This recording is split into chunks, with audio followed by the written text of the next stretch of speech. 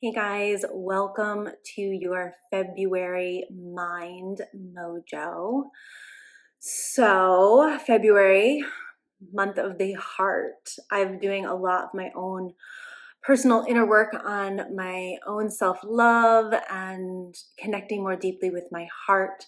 So, I wanted to touch base with you on that this month for our mind mojo, even though it is the mind, and I'm talking about the heart. They really should be influencing each other. And we spend so much time, and it is very prized within the human race in this day and age to lead with your head and to make logical decisions. And I'm not really sure no, it's not that I'm not really sure. I'm absolutely 1000% positive that that is not the best way to live our lives, is with our heads. We should definitely be thinking things through. But someone said to me a long time ago, there's a reason that our mouth is situated between our head and our heart so that we can use both of them to share our truth from. So I do find that we prize logic and we condemn. I mean, just think about it. When somebody is like gung-ho, like from their heart, it's always kind of judged and looked down on, that like, oh, that person, they're reckless. They just, whatever whim their heart is on today. I've definitely been accused of this one. This is a narrative I've heard my whole life. Although I do think I have a pretty good connection between logic and emotion. But there's a practice, and if you've been in yoga class with me all this month, you have been doing this practice probably because I forced it on you at the end of class. But what I've been doing to connect with my heart so that I can really start to, it's almost like a plant, like you've got to germinate down here in your soil and then grow up. If you're all up here, it's just so much vata energy. It's so much movement energy. It's changing, changing, changing. Nothing's grounded or rooted. Nothing's nourished.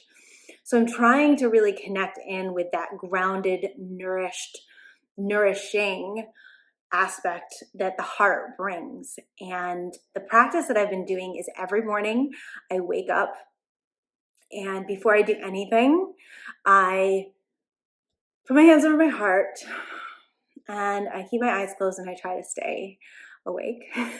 Doesn't always happen. And I just listen. And it's usually in my ears first. And I sleep with earplugs, so that makes it a little bit more like being in a big theater inside my head, at least auditorially speaking. But I listen first and I see if I can hear my heartbeat, and then I'm feeling it. I'm feeling it in my hands. I might even be feeling it just pulsating through my physical body. And I invite you to go ahead and do this now as well. And then I really draw my awareness deep inside my chest cavity.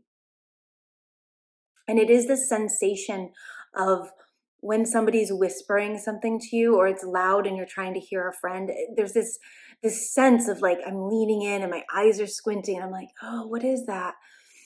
There's that real like, ooh, I'm listening closely sensation as I bring all of my awareness into the sensation deep inside my chest. And I'm trying to feel the sensation of my actual heart beating. So not something that is auditory that I'm hearing, and not something that's sensation that I would feel with my fingertips. You know, like you could take your pulse or just feel your heart beating in your chest cavity. But I'm trying to zero in on my actual heart beating. And the heart doesn't really beat in the way that we think, that we're told, where it kind of like pumps, like it squeezes. It's more of a less of a squeeze like you would just squeeze a ball, and more of a squeeze like you would wring out a towel. So it's a twisting action, and it twists around itself and is actually spinning your blood through your body. And if you haven't seen it, maybe I'll link it in the comments. There's a great conversation and dance that one of my teachers, Gil Headley, does, where he calls it the dance of the heart. And you'll never get it out of your head. It's amazing. But I try to feel that ringing of my heart as it wraps around itself and spins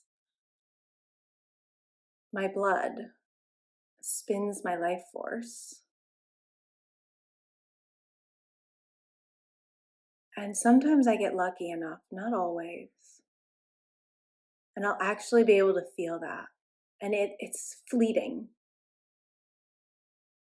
But I'm refining myself to really connect into my heart so that I can live from a more authentic and aligned place, so that when I speak, it's not just my intelligence, like my mental intelligence coming through. It's not just the things that I've learned from the world, watching, looking.